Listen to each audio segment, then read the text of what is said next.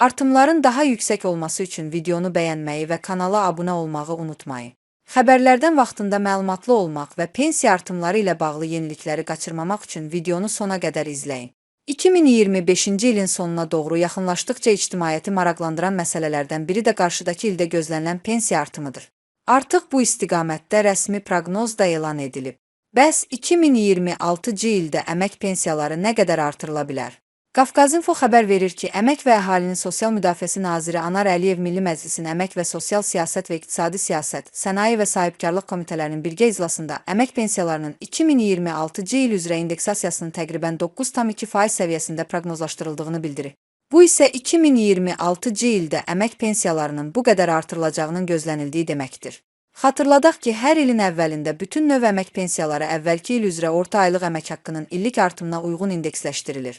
Proses hər ilin 1 yanvar tarixində ondan əvvəlki il üzrə muzla çalışanların orta aylıq əmək haqqının rəsmi statistikaya görə illik artımına uyğun olaraq həyata keçirilir. Yəni əvvəlki ildə ölkə üzrə orta aylıq əmək haqqı nə qədər artıbsa, pensiyalar da buna müvafiq olaraq artırılır. Ölkə başçısının bu barədə müvafiq sərəncamı ilə qeyd edilənlərin reallaşdırılmasına başlanılır. Bu baxımdan il başa çatmasa da, Dövlət Statistika Komitəsinin məlumatına görə, muzla çalışanların orta aylıq əmək haqlarındakı artım yanvar-sentyabr aylarında artıq 9,5%-ə çatıb. Göründüyü kimi, bu göstərici proqnozu az da olsa üstələyir.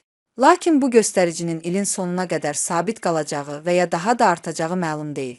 Söhbət ondan gedir ki, yanvar-avqust ayları üzrə sözügedən göstərici bundan daha yüksək, 9,7% olmuşdu.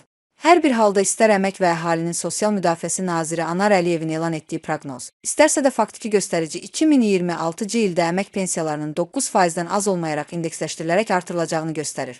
Bu o deməkdir ki, indeksasiya proqnozu 9,2 reallaşarsa, 400 manat pensiya alan şəxsin pensiyası 36,8 manat, 409,2% artaraq 436,8 manata, 500 manat alanın pensiyası 46 manat, 509,2% artaraq 546 manata yüksələcək. Azərbaycan Mərkəzi Bankı oktyabr ayında 2025-ci il üzrə 6% səviyyəsində inflyasiya proqnozlaşdırıb. Bu da əmək pensiyalarının gözlənilən artım göstəricisinin inflyasiyanı üstələyəcəyindən xəbər verir. Ümumilikdə təqdim olunan rəqəmlər və rəsmi proqnozlar 2026-cı ildə əmək pensiyalarının real artım göstərəcəyi ehtimalını gücləndirir. Xüsusilə indeksasiyanın orta aylıq əmək haqqının artımına bağlanması pensiyaçıların gəlirlərinin ölkədəki ümumi iqtisadi dinamika ilə müəyyən qədər uyğunlaşmasına imkan yaradır. Proqnozlaşdırılan 9,2%lik artımın inflyasiya səviyyəsini üstələməsi müsbət haldır və bu, pensiyaçıların alıcılıq qabiliyyətinin ən azı qorunacağını, hətta qismən yaxşılaşacağını göstərir. Bununla belə, burada bir məqamı da nəzərə almaq lazımdır. Rəsmi inflyasiya göstəriciləri ilə əhalinin, xüsusən də pensiyaçıların gündəlik xərclərində hiss etdiyi real bahalaşma arasında fərq ola bilər.